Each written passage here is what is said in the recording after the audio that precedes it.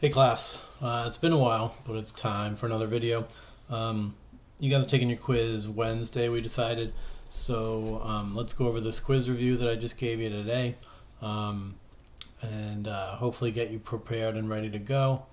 Let's start with number one. It says find the points on AB that divided into segments that are in a ratio of 2 to 3.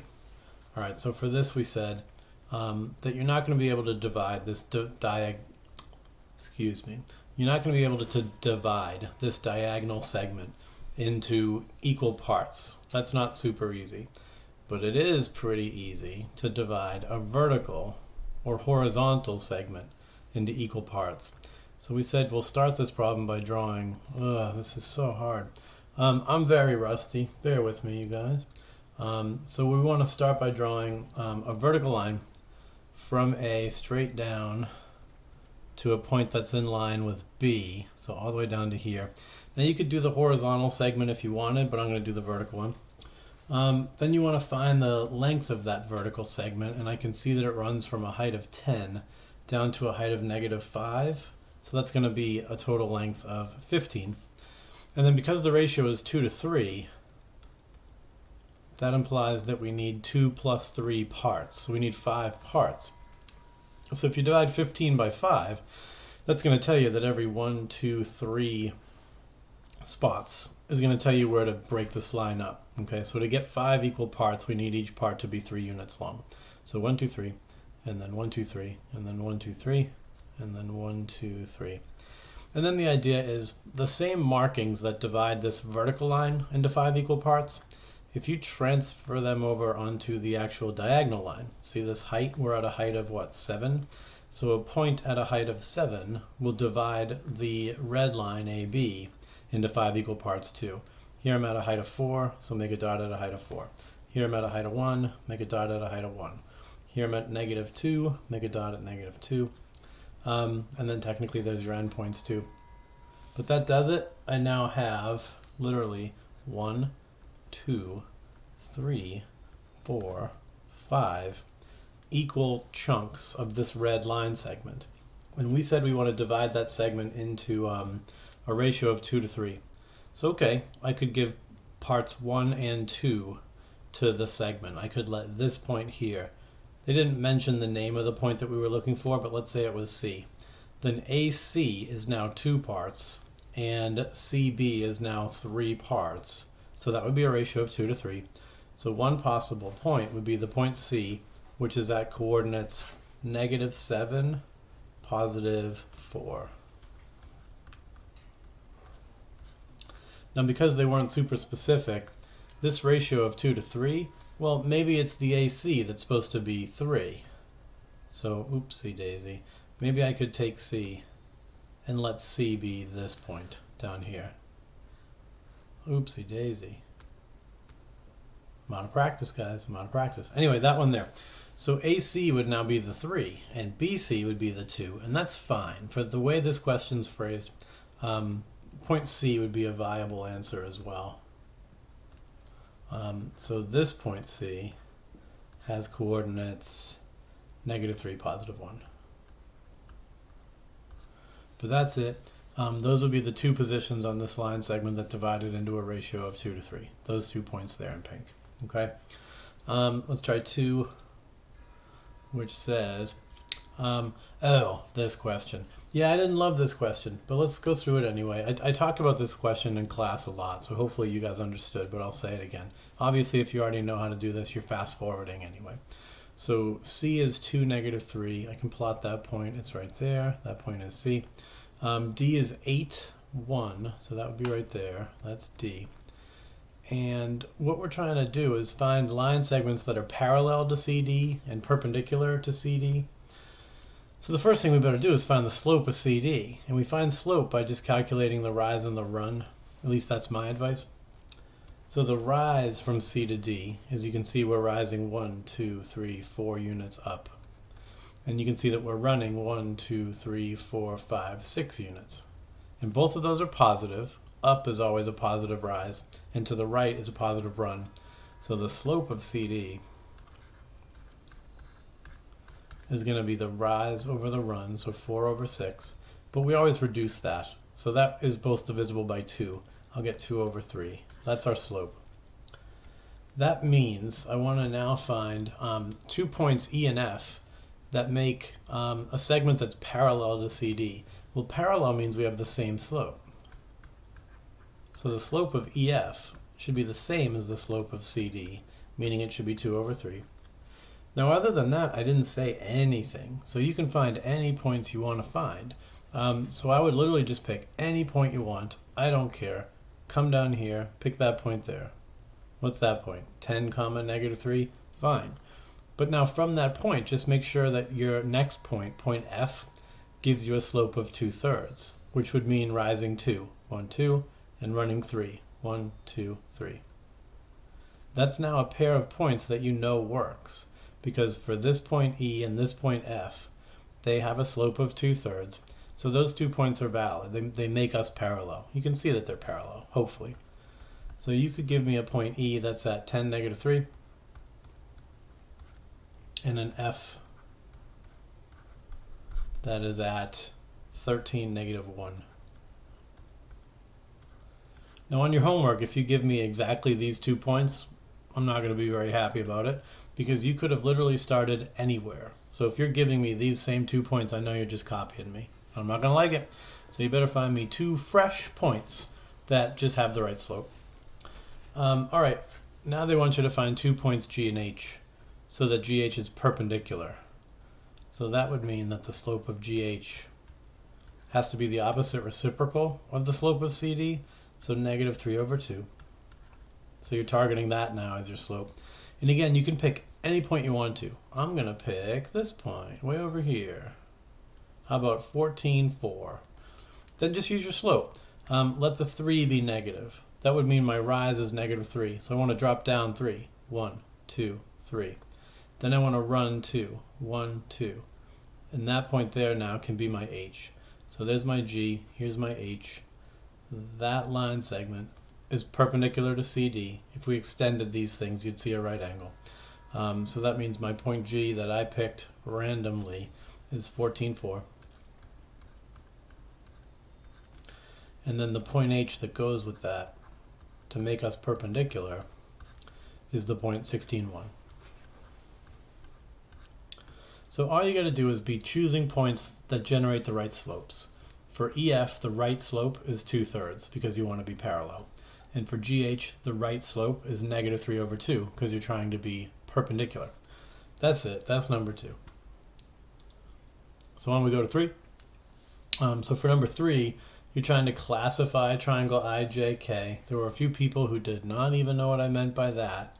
So I'll remind you that what I mean by that is you have to pick 2 things. Basically for part A, when I say classify, I mean, are we equilateral isosceles? Equilateral isosceles or scalene.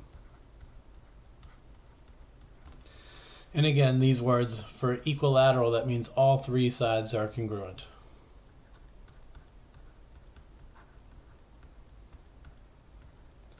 And isosceles means 2 sides congruent.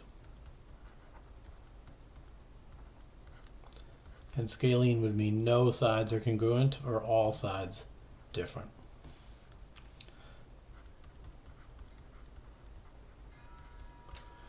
So it sounds like to decide if we're equilateral, isosceles, or scalene, we're going to have to find the lengths of all 3 sides. So we can do that.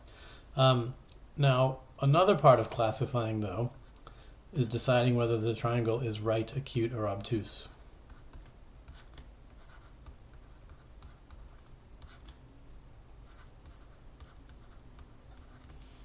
And let's talk about that when we get there. So let's start by plotting the points. We've got negative 3, 7. That's going to go right there, and that is point I. Then we've got J at 9, negative 1. That's point J. Then K is at negative 3, negative 6. Negative 3, negative 6. That's point K. All right, so when you go to connect the dots, you should notice something. When you go to connect I down to K, you'll notice it's straight up and down vertical. So these vertical segments, they're going to be much easier to find the length of. Now IJ is on a diagonal. So to find the length of IJ, my advice to you was to use the Pythagorean theorem, but you could also use the distance formula. I'll try to show you both and you guys can decide what method you prefer for yourself. But definitely for this vertical side, you should just be finding its length by counting the boxes. You could literally count them. 1, 2, 3, 4, 5, 6, 7, 8, 9, 10, 11, 12, 13 boxes. So the length of IK is 13. There's no math required for that. It's just 13. Again, a faster way to do it, though, would be to use your coordinates. You can see that I is up here at 9, and you can see that K is down here at -6. So what's the distance between 9 down to -6? Well, that would be 9 down to the axis, and then 6 more. Oopsies, what have I done? Why do I keep doing that? Okay, obviously this isn't 9. If it's between 6 and 8, it's 7. I don't know why I keep doing that. But that means our distance is 7 plus another 6 for 13. Okay, so I was right when I counted, but for whatever reason I don't know how to read the axis. Anyway, that's 13. Now how do you find the length of KJ? Well, why don't we do KJ using the distance formula. To find KJ, we could use the coordinates of the endpoints. K is -3, -6. And J is 9, -1. So to find the length of KJ, we could use the distance formula, where the distance formula says it's the square root of x2 minus x1 all squared plus y2 minus y1 all squared. So for us, our distance is the length of KJ. And our two x coordinates are 9 and -3. So we just go 9 minus -3. And we square that. Then our two y coordinates are -1 and -6. So it's -1 minus -6. Now this math, you could potentially screw this math up if you don't know how to do adding and subtracting with negative values. So be careful here. Minus a negative, we turn to plus. And so then 9 plus 3 is going to be 12 squared. And then -1 minus -6 will be -1 plus 6. So that'll be 5. So that means KJ is going to be the square root of 144 plus 25, which becomes the square root of 169. And if you use your calculator, if you try to take the square root of 169, then you will get exactly 13. And so radicals that actually come out cleanly, you are supposed to actually do them and give me the nice clean answer. So this side here is not the square root of anything. It should be exactly 13, which, guess what, was the same as IK. So at this moment, this triangle is isosceles. If IJ turns out to also be 13, then we'll be equilateral. But if IJ is something else, then we'll just be isosceles. So that's how you use the distance formula. Let's do IJ now, a different way. I've used, let's go to orange, I guess. Orange is a good color. So what I think is a better way to find the length of a side is to just build a right triangle on it and then find this horizontal distance. Where am I? -3 running over to 9. So that's a change of 12. And then vertically we're at -1 up to 7. So that's 8. So now if I want to find IJ, it's just the hypotenuse of this here right triangle. So to find the length of IJ, I can just do Pythagorean theorem. I know that IJ will end up being the square root of the 12 squared plus the 8 squared. And so what you might notice from here is that basically puts us right here at this step that we just did in the other thing. So we had the distance formula, we had to plug in values, then we had to subtract, And we had to do that all to end up at the place where you basically start from if you just do Pythagorean theorem. That's why I like this approach much better. I'd rather draw on the grid and find my side lengths by just kind of counting the squares or whatever, rather than messing around with these plus and minus signs, because the plus minus, there's just a pretty high chance that you're going to make a mistake. But reading off the grid, I think, is easier. So I would recommend this highly. So this gives us an IJ that equals 144 plus 64, which is going to end up being the square root of 208. So that's obviously not the same as 13. So that side there being 208, root 208, and the other side's being 13, allows us to say pretty confidently that our triangle is isosceles. It is not scalene. It is not equilateral. It's isosceles. Okay? So that's that. Now, we have to decide if we're right, acute, or obtuse. So let me make a copy of this here page. Let's see if I know how to do that. Duplicate. I don't think that, nope, that did do something. Great. So I now have 2 copies of this page. Yes, I do. Awesome. So since this is all just a copy, I can erase all this and we can do more work. So here's what I do need to know. I need to know all the side lengths, so I don't want to erase those.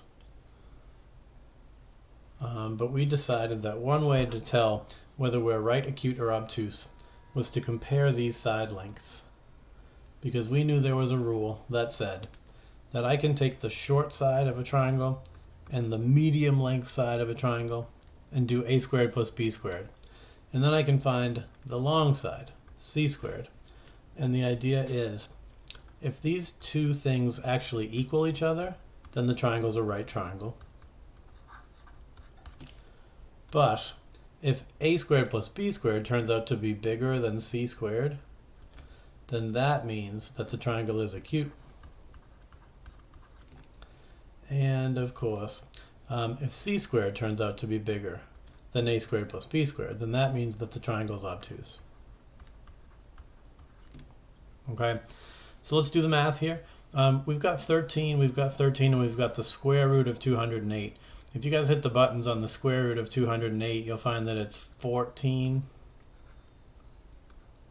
Point, I don't know, 14 point blah, blah, blah. But long story short, it's bigger than the other two. So that means for our purposes, we're going to let the 13 be A.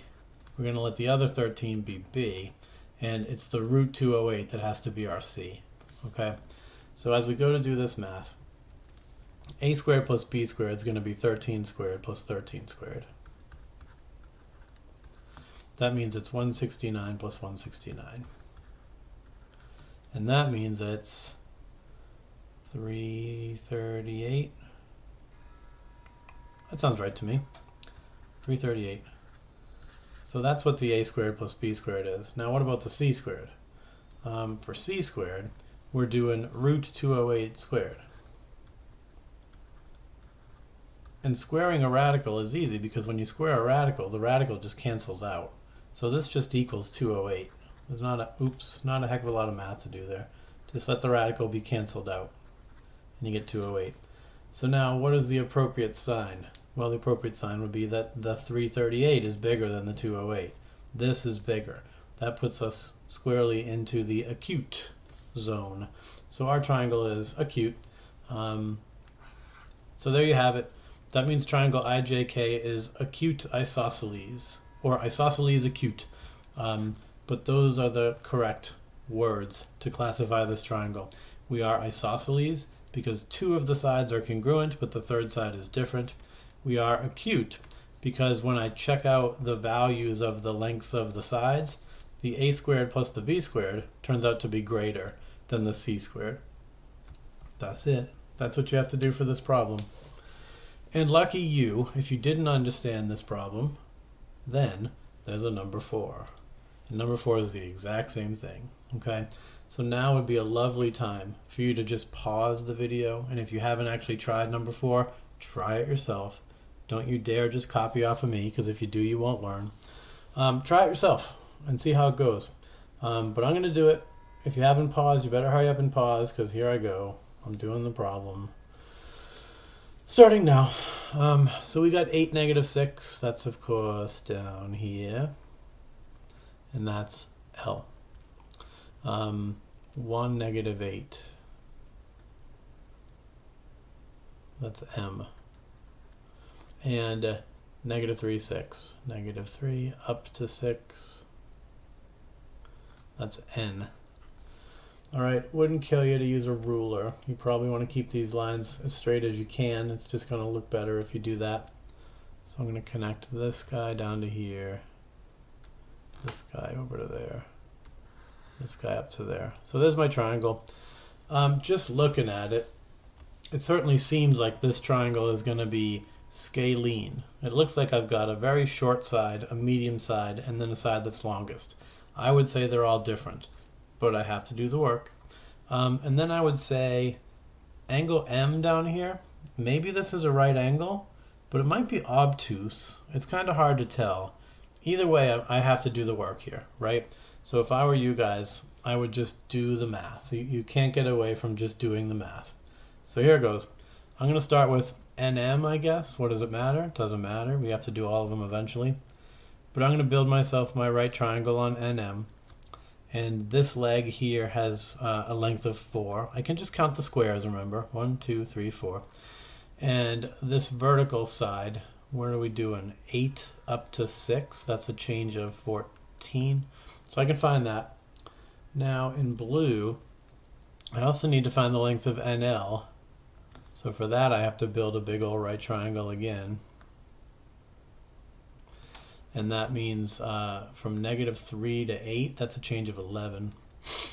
And vertically from 6 down to -6, that's a change of 12. So I can find NL using the 11 and the 12. And then finally, I can find ML using this orange triangle. It's got a side of length 2, and this is 1 over to 8, so 7. But that's it. See how I'm kind of just building all these little right triangles around the triangle? So in red, if I want NM, NM is just going to be the square root of 4 squared plus 14 squared, which is 16 plus 196, which feels like 212 to me. So that side is square root of 212. Then in blue, NL is going to be the square root of these two side lengths, the 11 and the 12, squared. So that's 121 and 144. And that feels like 265.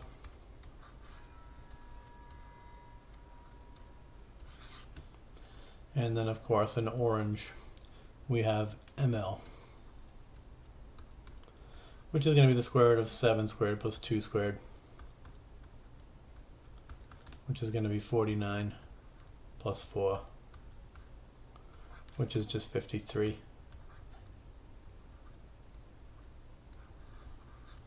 But that's it. Finding all 3 side lengths should be pretty quick and easy. And then based on these side lengths, you can conclude, therefore, triangle LMN is scalene. Because all 3 sides are different, right? That's it. Now, how do we decide whether we're right, acute, or obtuse? Didn't we say we would take the sides and we will check who's bigger, right? We'll check the a squared plus the b squared. And we'll check that against c squared. And we're just wondering, hey, are they equal? Is a squared plus b squared bigger, or is c squared bigger? We're just trying to figure out that relationship. So first of all, who's who? Well, root 265 is going to be the biggest thing. That's going to be our c value. Root 53 and 212 are the a and the b. It doesn't matter who's who. You can be a, you can be b. The most important thing is that c has to be the longest side. So let's do our math. For the a squared plus b squared, we'll take the root 212 and we'll square it, and we'll add to that the root 53 squared. So that's giving me 212 plus 53, which is 265. All right, guess what? That means when we take the root 265 and square it, that gives us 265. So what do you notice about those two values this time? This time they're equal. And because they're equal, it makes the triangle a right triangle. So we can say, therefore, triangle LMN is scalene and triangle LMN is a right triangle.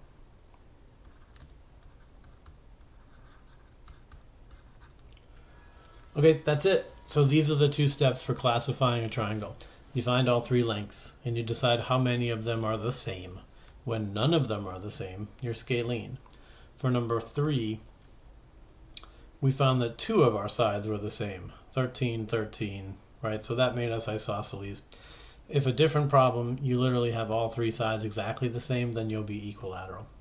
Then you check your a squared plus b squared, see what that value is. Then you check your c squared, and you see what that value is. And if those values come out the same, then you're a right triangle. Or, for the previous problem, if the a squared plus the b squared is bigger than the c squared, then you are acute. And if c squared were bigger, then you'd be obtuse. That's it. That's an important question. That's on your quiz for sure. So make sure you understand that. Moving on. Let's do 5. So 5 wants you to find the area and perimeter of this triangle. Now this question is a little tough. Maybe go back to 4 for a second. 4 would be a little simpler. If I had asked you to find the area for this problem, it might be a little easier to tell. How big is that really going to be? All right, great. Let's say you were after this green area. Then a good way to find this green area for just that green triangle in the middle, well, you could find the area of the entire rectangle that we've built around it. Right? You see how we've got this big rectangle going around the outside? And its dimensions are 11 by 14. So if you wanted to find all that, then it's 11 times 14. Then you could then cut away. You take away all this blue area for this blue triangle. That triangle's formula is just 1/2 times base times height, right? So it'd be 1/2 times 11 times 12. So subtract away the blue. Then you could subtract away all this red area too. That's just 4 by 14. So you do 1/2 times 4 times 14, subtract that away. Then you've got this orange guy too. Subtract that away. 2 times 7, 1/2 times 2 times 7. But maybe you can tell that if you were to find this big rectangle, this whole thing, you find the area of that rectangle, then you subtract the blue, subtract the pink, subtract the orange. The only thing you'd be left with is the green. That's how you would find the area here. Now bringing that idea back here, this one's a little more complicated because of its shape, but it's going to be the exact same idea.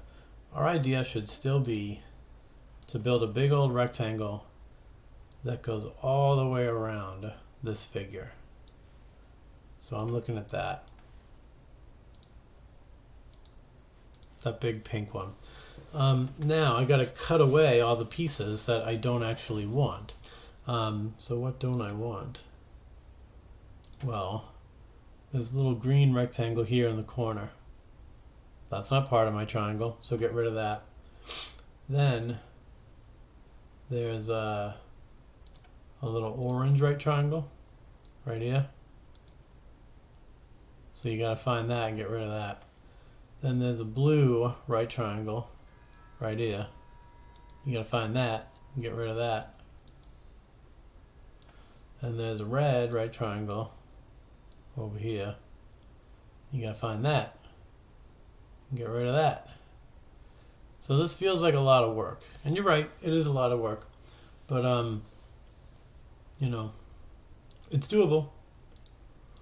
So what are we after? We're after just this middle piece. And the way we're going to get it is by doing the big purple rectangle. So let's start with that. So our area is going to be the big purple rectangle, and then it's going to be minus, minus, minus, minus. We said we're going to subtract away the little baby green rectangle. Then we're going to subtract away this little orange triangle. Then we're going to subtract away this blue triangle. Then we're going to subtract away this red triangle. But that's it. If I do all this, I'll finally have the correct answer. So rectangles, I believe, are base times height, aren't they? And then this guy's another rectangle, so he'll be base times height. This triangle will be 1/2 times base times height. This guy will be 1/2 times base times height. This guy will be 1/2 times base times height. All right, so what are my dimensions? This whole thing, well, let's count the squares. 1, 2, 3, 4, 5. So my height is 5, and then my base is 1, 2, 3, 4, 5, 6, 7, 8. So this whole big rectangle is going to be a base of 8 times a height of 5. So that's going to be 40 square units. Now we subtract away from that the little green guy. Well, he's just 1/3, pretty obviously.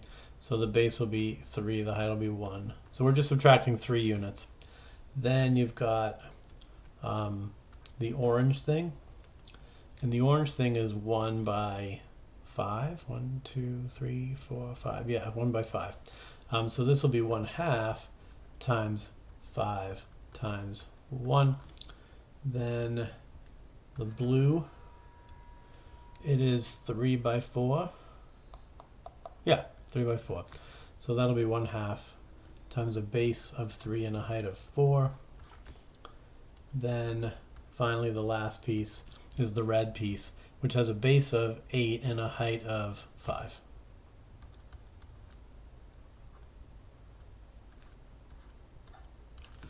So now that we've got all the pieces, this is going to be 40 minus 3 minus 5/2 is 2.5, and a decimal is fine. This is half of 12, so 6. This is half of 40, so 20. So we've basically got 40 minus, what do all these add up to? 3, 4, 5, 6, 7, 8, 9, 10, 11, so 31.5. So by the time I'm done taking away all that stuff, I'm left with only 8.5.